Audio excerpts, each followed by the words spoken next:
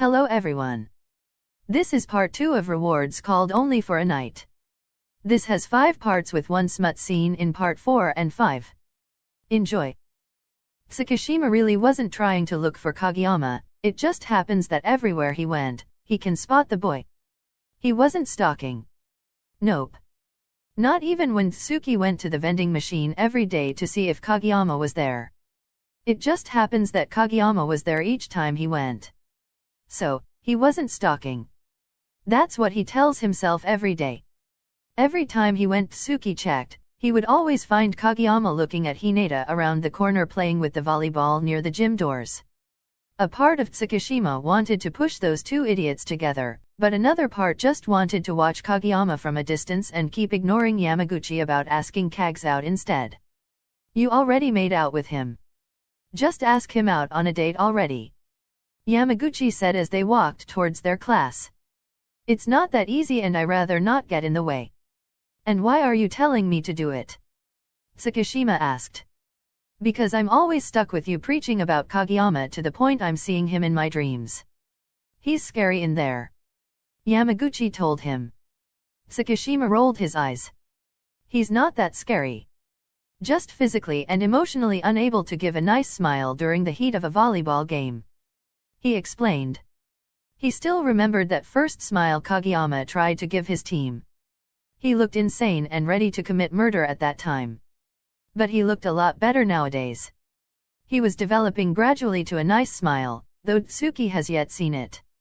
And you're daydreaming again, Yamaguchi commented. Shut up.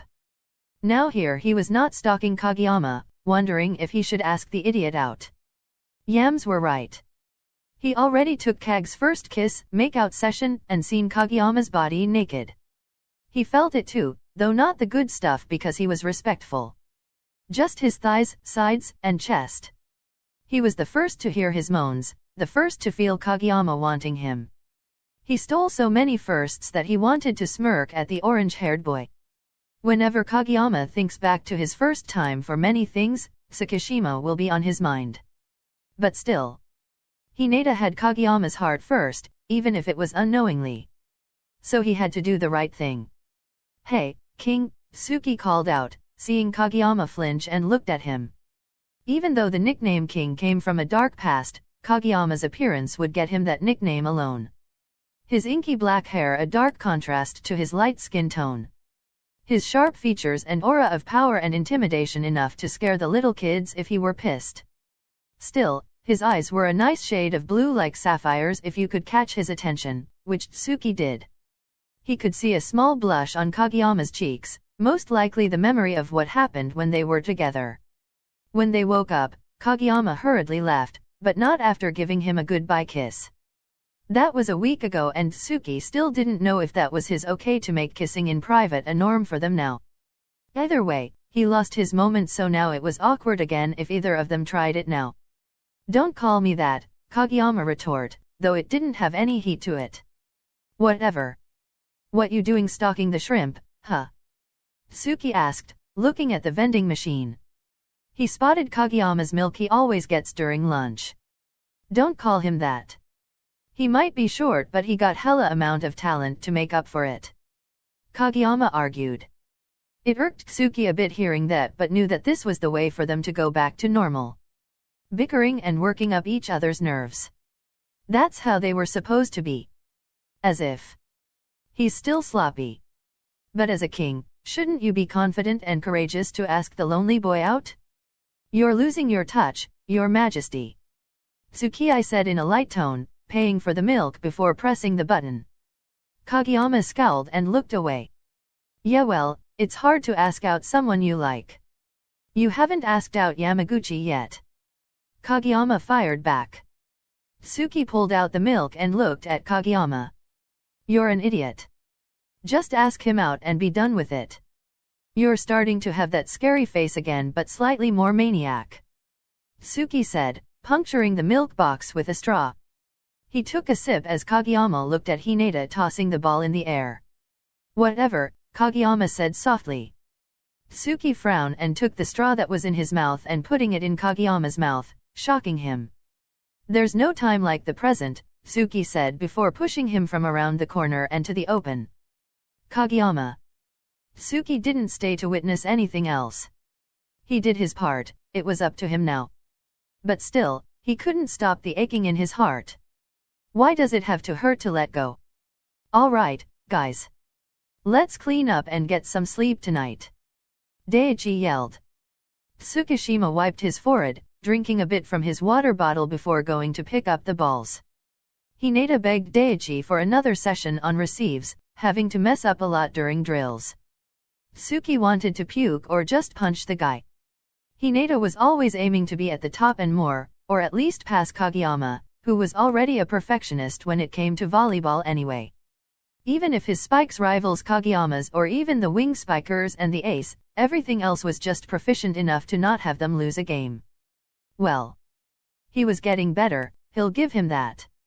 By the time Daichi locked up, Tsuki was surprised Kageyama was walking home alone, Hinata already racing off.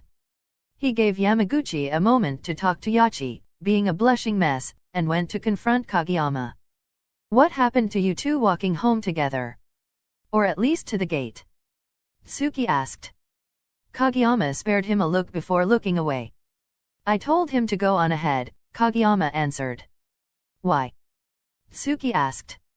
He really had no business asking these questions, but he was noticing how quiet Kageyama was during practice. He didn't yell at Hinata for messing up today. I took your advice. He turned me down. Kageyama said softly. Wait, what? Tsuki said this time confused. Anyone with eyes knew those two was closer than close and had a special bond no one could honestly achieve if they tried. Yeah. He already made plans to go to Tokyo this weekend and spend a night with Kenma's place and get extra training with Kuro. So it's not that he didn't like to or anything.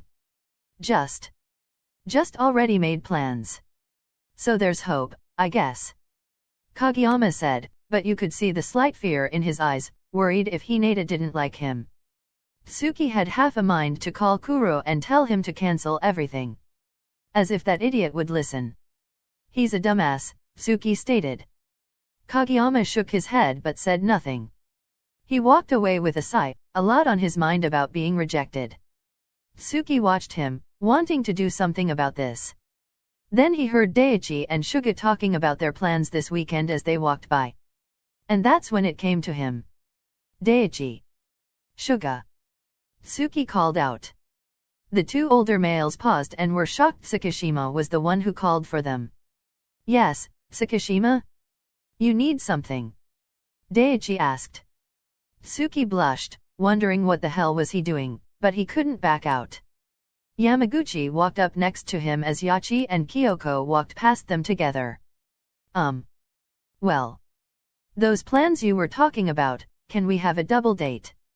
Tsuki requested, his cheeks madly red. Yamaguchi chuckled, Tsuki giving him a glare for him to shut up. Suga's eyes brightened. Tsukishima was a standoff guy when it came to his personal life, so he was interested in who did Tsukishima liked. A double date? Sure. Who's the lucky girl? Suga asked. It's a guy. Tsuki corrected them. Daichi looked at Yamaguchi. You too? He asked. Those two were close friends and Yamaguchi was the only one who really hanged out with Tsukishima.